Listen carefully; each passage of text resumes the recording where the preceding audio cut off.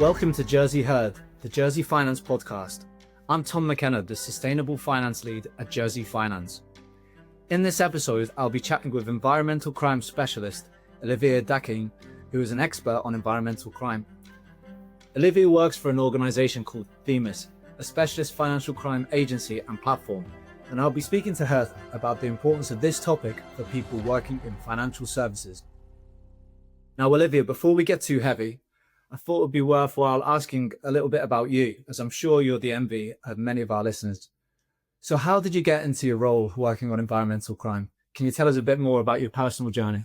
Yeah, absolutely. And thank you for having me today, Tom. I've really done a huge amount of different things over my career. How I sort of got into environmental crime specifically is I was working at the Natural History Museum. I ended up doing quite a lot of work on sustainability there and also sort of ethics around, I kind of created their due diligence policy and procedure sort of for how they accepted money, how they kind of weighed up, the benefit to society sort of through science, for example, of accepting like a sort of a collection that was bequeathed or money from someone who maybe, far back or maybe not so far back, that money might not necessarily be in total alignment with the museum's sort of values, but how do you quantify the ultimate benefit of, rejecting that money versus kind of what you could do with that money in terms of the kind of the benefit of sort of science to society. So I did a lot of research for kind of charities and the heritage sector, sort of museums and galleries on, the provenance of the money they were accepting, sort of due diligence really. And then that's how I started working for Themis. And the research that I do now is very much more that macro level. So looking at things like sort of how conflict and geopolitics affect illicit finance and kind of regional trends, global trends, how things, sort of squeezing the balloon where those threats pop up when law enforcement is focused on a particular effort. So that's kind of how I got into environmental crime research specifically. But yeah, I do love my job and I'm very, very, very lucky to be working something that is so motivating. No, Olivia, it's been clear from the times I've worked with you that the passion you have for your job and environmental crime. So let's start with the basics. What is environmental crime and what is the scale of it globally? Yeah, so environmental crime is really anything that kind of breaches environmental legislation or kind of, laws and regulation and creates a damage, so harm or kind of risk of harm to the environment and also human health. It's quite a woolly term. I guess, encompasses a lot of things. So often when I'm doing my research, we break it down to specific subsets of environmental crimes. So illegal logging, illegal wildlife trade, illegal mining, illegal waste trafficking, illegal kind of oil and gas extraction, illegal fishing, things like that. So you can really think about it as often it's the kind of extraction of natural resources or the pollution kind of the natural environment in ways that you shouldn't be doing. So it's kind of taking things away from the environment or putting things into the environment that you shouldn't be doing and that sort of run counter to kind of legislation really. And it is a huge, huge industry. So the figure that we often use is this $281 billion figure for kind of how much illicit proceeds are generated per year from environmental crime. This was kind of calculated in 2018. So, it's almost 10 years old now. And not only has there been a huge, huge uptick in environmental crime in terms of, so things like the rising price of gold has really incentivized illegal miners, things like the transition minerals, so things like coltan and cobalt that are needed for, the kind of the transition to clean energy that we're kind of currently going through. A lot of that stuff has really incentivized criminals to engage more in environmental crime. And then you've got this huge, huge involvement as well of organized crime gangs that are driven by that, but that are driven by wanting to kind of diversify their income from things like drugs trafficking that are kind of quite traditionally dangerous and hold quite high sentences. So it's a high risk activity into environmental crime, which across the world has sort of lower prosecutions and conviction rates. So all that to say, and apart from anything else, since 2018, there's been a huge amount of inflation. So that 281 billion figure, I would say, is a huge underestimate and actually was probably more like around kind of 400 billion, something like that. I would, don't quote me on that, but some of the research that my team has done recently has kind of looked at aggregating the figures for the subsets of environmental crimes and putting those together on a more kind of recent data set. And that's sort of what we're coming out as. That is more than the entire GDP of New Zealand. That could be enough to give a 4-year degree to 7 million students in the US. It could pay for about 1.4 million affordable homes.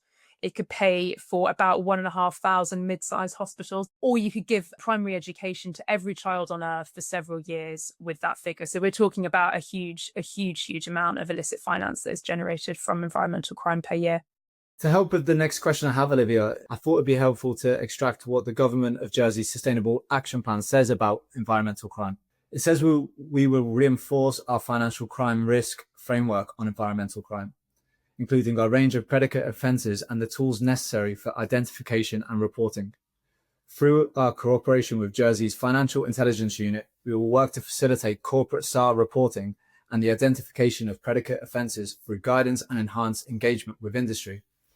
Now, this extract for me makes it clear that environmental crime is now a topic that all our industry needs to be upskilled in. So aside from what I've just read out, Olivia, why should people care about environmental crime, particularly those working in Jersey's financial services industry? Regardless of what industry that you work in, why should you care about environmental crime? Is because it is, depleting our world. So that comes in line with all that sustainable sort of finance work that you're doing. But going back to that definition of environmental crime, so the European Commission defines environmental crime as acts that violate environmental laws and cause significant harm or pose a risk to the environment and human health, as I mentioned. So I think it's really, really important to think about that human health element. They've enshrined that human health aspect in that definition of environmental crime. And it's important to remember that we're part of the environment. And so environmental crime is damaging us as humans. And that on a kind of macro level is why we should all care, regardless of what industry we're working in. I'm so glad you've mentioned that, Olivia, because for me, people so often lose sight of that or don't realize it at all. For me, the views of a particular society can have a massive impact on environmental crime, and these could be hard to change. In our society particularly, we widely view nature as something that we have control over and superiority. And a lot of indigenous communities around the world, they don't even have a word for nature. And that's because they don't see it as a separate concept to us. We see ourselves as above nature, whereas they understand that they're part of nature like any other creature, and they're not above it. And you probably know better than anyone that over 50% of GDP is dependent on nature, and a collapse in nature and biodiversity is disastrous for our industry and the wider world. Yeah, I couldn't agree more, Tom. And that's why I think it is really important that environmental crime was covered as a topic at the Sustainable Finance Summit in March, which, thank you very much for inviting me to speak there. Something I wanted to ask you, actually, when we talk about environmental crimes, because I've got strong feelings about this, is that, we talk about things like wildlife trafficking or illegal logging, and we often put the focus on those kind of the individuals who are sort of on the ground, maybe perpetrating that crime, so things like the poachers. But, do you think that maybe we're looking in the wrong direction there? Well, I think the poachers are rightly vilified, right? And obviously the crimes they're committing are horrendous. But for me, the true drivers of environmental crime, not necessarily the individual poachers who are often economically desperate, but the global market demand, wealthy buyers and the complex supply chains that profit from it. It's very difficult for the poachers at times to resist the temptation, as they can earn more from one particular hunt than they could in a number of years, or in fact a lifetime, by any other means. They often risk their lives to poach, not just from the wild animals they're trying to hunt, but government agencies trying to protect those animals. And I'm sure for some of them, it's not a decision they take lightly. In some parts of the world, Asia, for example, there is a major consumer market for a number of endangered species, and they're often seen as symbols of refinement and luxury in certain societies. And the sad thing is, Olivia, this, the rarer an animal or product becomes, the greater the value and appeal to some. So it's like a vicious circle, just getting worse and worse at times. So for me, there should be more focus on the demand side. I've been following for some time the fantastic work the WWF have been doing in Asia to change consumer behaviors in countries where wildlife products are in high demand. Overall, they're working really hard in these societies to change the perceptions from these environmental products as something of a symbol of refinement to something that's vulgar and distasteful. But on top of this, I hear very little about significant convictions of people caught purchasing, holding and using parts of endangered species. But perhaps you could tell me a bit more about that. Do you know anything more about the convictions that are handed out?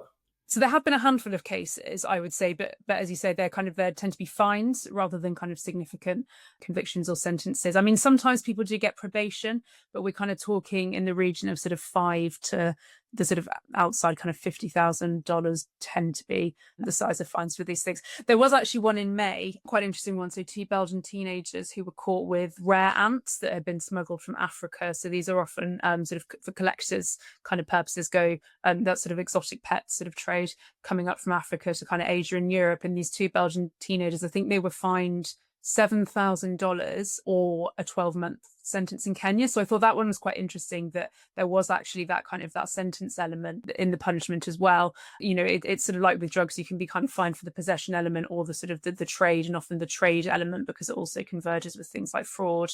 It often is kind of what people go after and often has a higher conviction rate. But there's some quite a lot of work. I think that the National Wildlife Crime Unit in the UK are looking a lot around kind of birds of prey, so sort of falcons and things like that, and egg possession. And there have been raids and there have been fines there.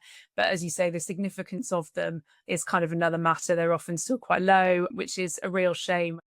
Olivia, I better move on to the next question, if you don't mind. So how relevant is environmental crime to the finance industry? What are the risks to our industry? Yeah, well, I think just kind of quickly in relation to what you said about demand as well, is that following the money, that's what we often focus on. I think if you follow the money, that's kind of when you get to those, away from maybe those individual poachers who've perhaps been coerced. I'm not saying that's always the case, and up to those sort of organized crime gangs who are sort of employing kind of foot soldiers, as it were, on the ground. So I think, unfortunately in our society, the reason that most people do stuff is for kind of money acquisition. And so following the money is really important. And that's where it comes in, is this risk to kind of the finance industry, because of the markets that kind of Jersey works with and the clients, that you work with, often kind of a lot of sort of wealthy kind of individuals. And as you say, there is that risk there. I think in terms of if you sort of group them into different risks, there's the regulatory risk to the finance industry. So there is a sort of an increasing raft of regulation really around environmental crime that kind of is only really getting tighter and more comprehensive in terms of sort of value chain, supply chain risk. There's also that sanctions element. So, so teak from Myanmar is sanctioned because it's sort of often logged illegally. It's got human rights issues as well, but you've got that kind of sanctions risk with a lot of these things. This sort of charcoal from Somalia that comes from acacia wood, that's kind of sanctioned. It's often logged illegally by sort of terrorist groups there. So you've got those sanctions risks as well. In terms of a kind of a legal aspect, which I think is really interesting in terms of what we were talking about with maybe lack of significant kind of sentences in prosecution, I know some people sort of in the legal industry who are really looking around to be able to look at and sort of prosecute environmental crime from a proceeds of crime angle, kind of through that lens. So that's much more of a sort of end kind of user, rather than looking kind of further down the supply chain, but holding kind of companies and individuals accountable for what happens in the kind of sourcing element of the supply chain. So I think that is a really, really interesting emerging risk, because under that sort of legislation, you could get if there was a very big kind of meaty prosecution, then I think that could be really, really interesting in terms of then like opening the floodgates for other people to kind of go over companies from that legal angle. Reputational, I feel like that's hopefully quite self-explanatory, but I think we talk a lot about it and it's often disregarded, but things like, the younger generation, sort of Gen Z, their kind of moral compass is quite well defined often. And they are now, they're founding companies. They are kind of rising higher up into these decision-making positions. So they really are going to be making those decisions not to work with kind of entities, not to engage with sort of activities that they see to be perhaps kind of immoral or unsustainable in that way. But the thing that I think is really important, just quickly, and that I think is not talked about enough, is what you could call this kind of material risk, or this sort of this physical risk, which is, it's so hard to find a product that at some point, if you go far enough back down the kind of supply chain, isn't derived from nature. I mean, I'm looking around at the room that I'm in, and there's sort of like a wooden table,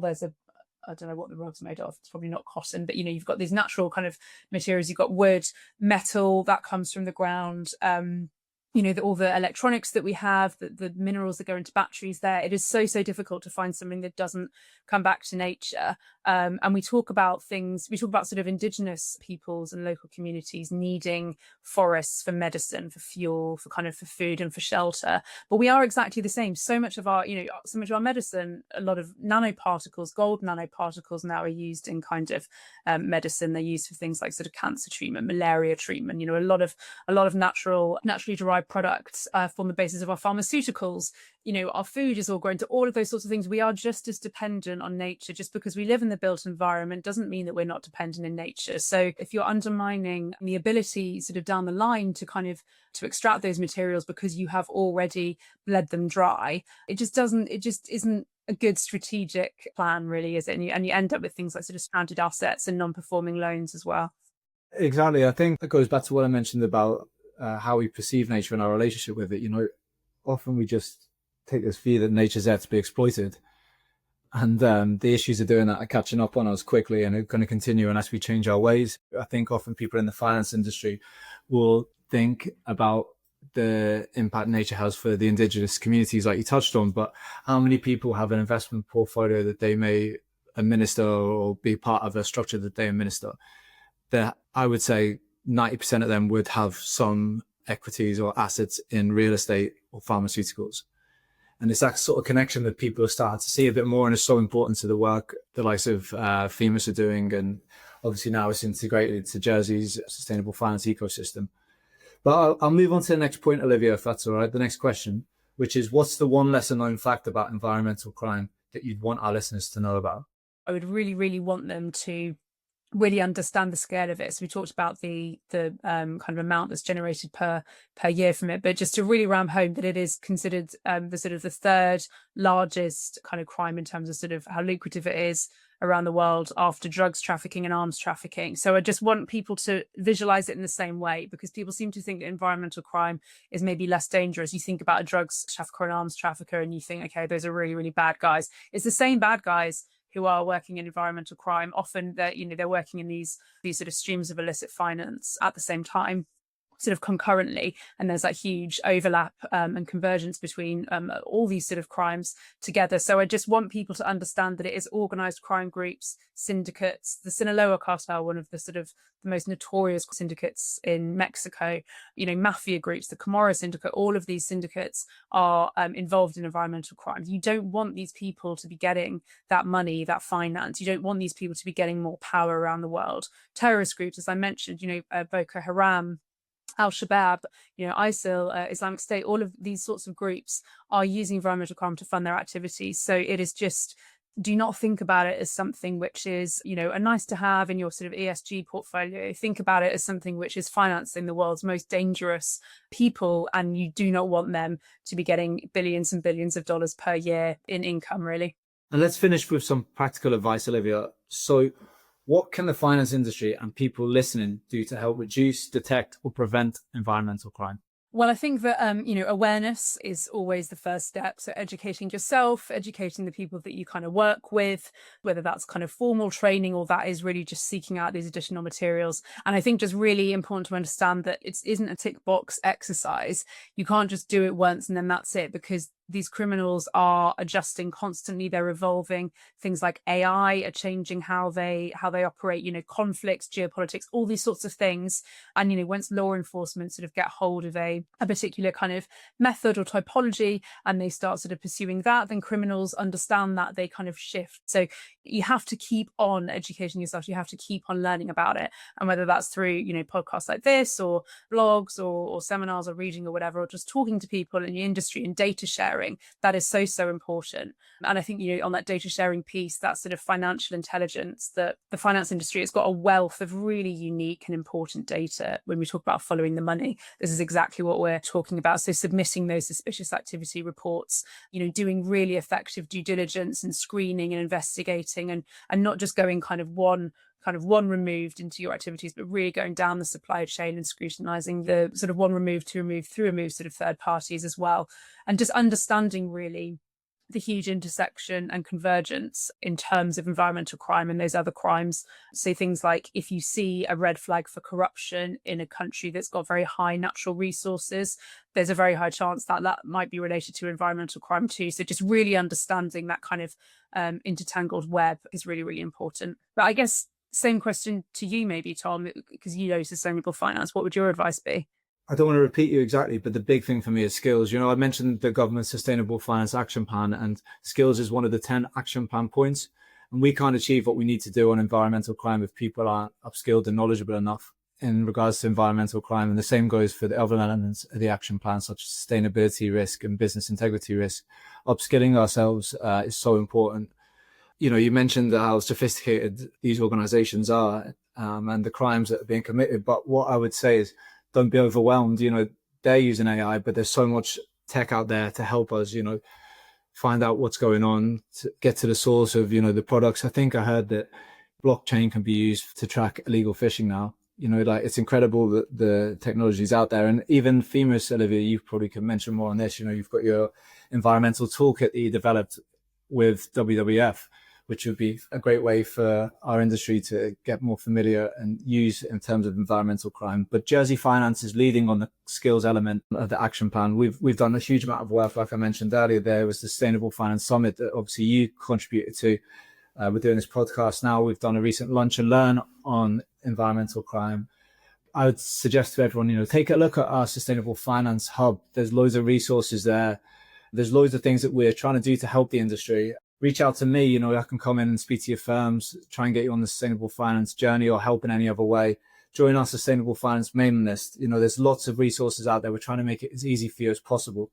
But Olivia, I'd just say the other point as well as skills is to have courage, something that people forget at times. But if you're in your job on a daily basis, it's quite easy to turn a blind eye. And I'm not saying people to do this, but when you're under so much pressure about being busy, you've got revenue pressures on you, you don't want to lose any business. You see something that's been done for years in the same way. So it seems strange to speak out about it now. And then you may get pressures from those around you just to get on with it, stop causing a fuss. And I think as with any other crime, if you're suspicious, you need to have that courage to report it. Yeah, you can be the change maker. You can, once one person does it, that is behavioural change kind of domino that is put down, and people will follow. So you can have a huge ability to affect change just as one person. I completely agree, Tom. Okay, well, Olivia, I'd just like to wrap up there. So thank you very much for chatting to me today and for sharing such practical information and tips about addressing environmental crime. Thank you very much for having me, Tom. It's been a pleasure talking to you today. Before I sign off, I wanted to remind people who work in Jersey's finance industry to sign up for our weekly newsletter, Industry Insight, where they can receive the latest updates from us by simply creating an account at www.jerseyfinance.com. And if you don't live in Jersey, our website offers a range of free resources to learn more about sustainable finance. I mentioned this earlier, so please do check it out. You can follow Jersey Finance on social media platforms, LinkedIn, Instagram, and Facebook. Thank you all for tuning in.